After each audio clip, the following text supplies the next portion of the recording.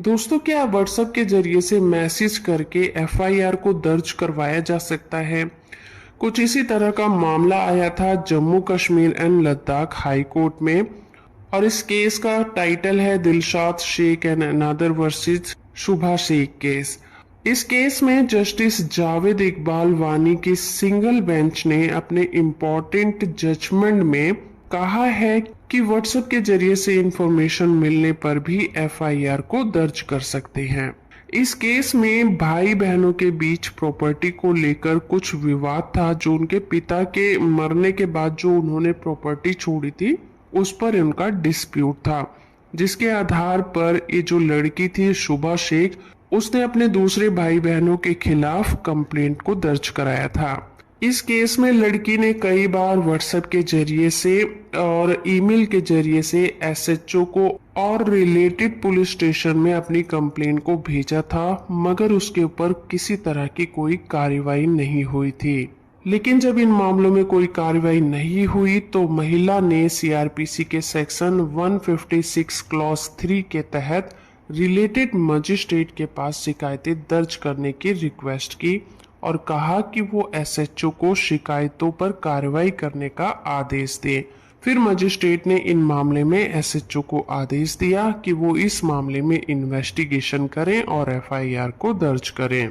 तो मजिस्ट्रेट के इसी आदेश को रद्द करने के लिए जो दिलशाद शेख उस महिला का भाई था, उसने हाई कोर्ट में अपील की थी।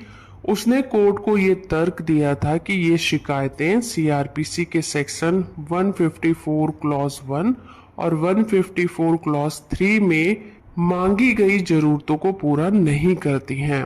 लेकिन शुभा शेख ने अपने बचाव में कहा कि उसने पुलिस को अपनी कंप्लेंट में व्हाट्सएप चैट और ईमेल के जरिए से सारे सबूत देकर अपना पूरा प्रोसीजर फॉलो किया था और उसके भाई बहनों के द्वारा जो कॉग्निजेबल ऑफेंस किए गए हैं उसके रिगार्डिंग उसने सबूत भी पेश किए थे।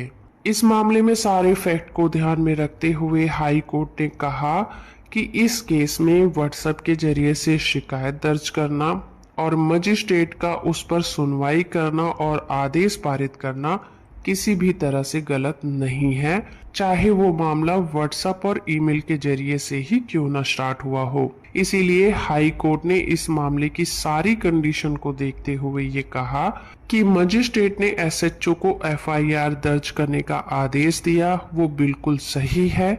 इसीलिए कोर्ट ने दिलशाद शेख की जो चुनौती देने वाली याचिका थी उसे खारिज कर दिया और ये भी कहा कि किसी भी इनिशियल स्टेज पर किसी भी क्रिमिनल प्रोसीजर को रोका नहीं जा सकता और इसके अलावा किसी भी एफआईआर को अगर रद्द करवाना है तो उसके लिए आपके पास कोई सॉलिड रीजन भी होना चाहिए।